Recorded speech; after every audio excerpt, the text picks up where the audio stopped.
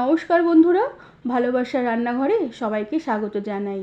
আজ আমি ক্যাপসিকাম দিয়ে পনিরের একটি নিরামিষ রেসিপি বানাবো। রেসিপিটি ভালো লাগলে একটি লাইক, শেয়ার আর সাবস্ক্রাইব করে দেবার অনুরোধ রইল। প্রথমে আমি পনিরগুলোকে ভেজে নেব।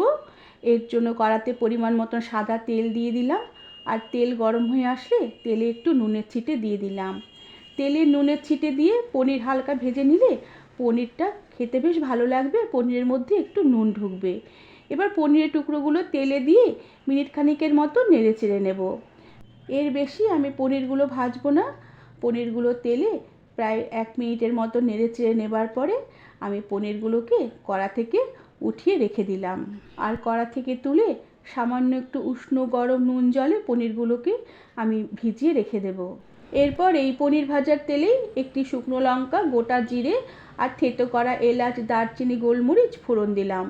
ফোড়নের খুব সুন্দর গন্ধ বেরোলে আমি আদা আর কাঁচা লঙ্কা একসাথে বেটে রেখেছিলাম, সেই বাটা মশলাটা দিয়ে দিলাম। এবার আদা আর লঙ্কা বাটা কিছুক্ষণ তেলে নেড়ে চেড়ে নেবার পরে জিরের গুঁড়ো, ধনের গুঁড়ো আর কাশ্মীরি লঙ্কার গুঁড়ো আমি জলে ভিজিয়ে রেখেছিলাম, সেই মশলাটা দিয়ে দিলাম। সাথে একটু গোলমরিচের গুঁড়ো দিলাম আর পরিমাণ মতো নুন দিয়ে দিলাম। এবার মশলাটাকে আমি কষিয়ে নেব। আর আমি এই মশলাতে হলুদ দেব না, হলুদ ছাড়াই আমি এই পনিরের রেসিপিটি বানাবো। এবার মশলাগুলোকে কিছুক্ষণ নেড়ে চেড়ে আমি বেশ ভালো করে কষিয়ে নেব। মশলা কিছুক্ষণ কষিয়ে নেবার পরে আমি সামান্য একটু টক দই জল দিয়ে একটু ফেটিয়ে রেখেছিলাম, সেই ফ্যাটানো টক দই দিয়ে দিলাম। সাথে কাজু পোস্ত একসাথে বেটে রেখেছিলাম, সেই কাজু পোস্ত বাটা দিয়ে দিলাম।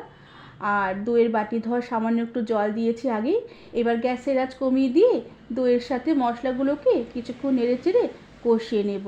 আর এইভাবে কষাতে কষাতে দইয়ের জলটুকু যখন শুকিয়ে আসবে তখন গ্যাসের আঁচ বাড়িয়ে দেব।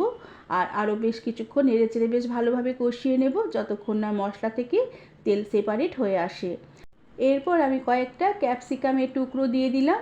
এবার ক্যাপসিকামের টুকরোগুলো দিয়ে মশলার সাথে আরও সামান্য একটু কষিয়ে নেব, তবে বেশিক্ষণ কষাবো না, তাহলে ক্যাপসিকামগুলো নরম হয়ে যাবে, এর ক্রাঞ্চি ভাবটা নষ্ট হয়ে যাবে।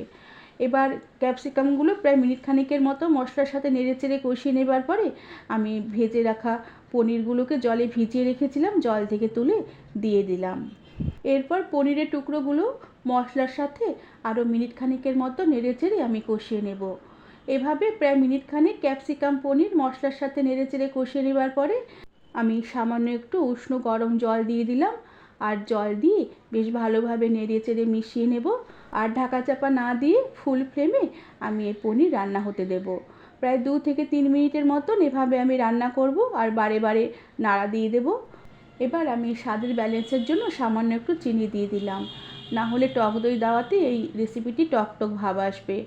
আর এভাবে আরও মিনিট 2 মতো রান্না করে নেবার পরে ঝোলটা আরও খানিকটা ঘন হয়ে আসলে আমি উপর থেকে শাহি গরম মশলার গুঁড়ো ছড়িয়ে দিলাম, আর তার সাথে আমি ছোটো চামচের 1 চামচ ঘি দিয়ে দিলাম। তবে শেষে এখানে একটু বাটার দিলেও খেতে বেশ ভালো লাগবে। এবার ঘি দিয়ে বেশ ভালোভাবে নেড়ে চেড়ে মিশিয়ে নিয়ে আমি এবার গ্যাসের আঁচ বন্ধ করে দেব, আর ঢাকা দিয়ে কিছুক্ষণ স্ট্যান্ডিং টাইমে রেখে দেবার পরে আমি পনিরের রেসিপিটি সার্ভ করব। বন্ধুরা, আমার এই ক্যাপসিকাম দিয়ে নিরামিষ পনিরের রেসিপিটি তোমাদের কেমন লাগলো আমাকে তোমরা কমেন্ট করে জানাবে, আর ভালো লাগলে একটি সাবস্ক্রাইব করে দেবে। আজ তাহলে আসি, পরে আবার একটি নতুন রেসিপি নিয়ে দেখা হবে। ধন্যবাদ বন্ধুরা।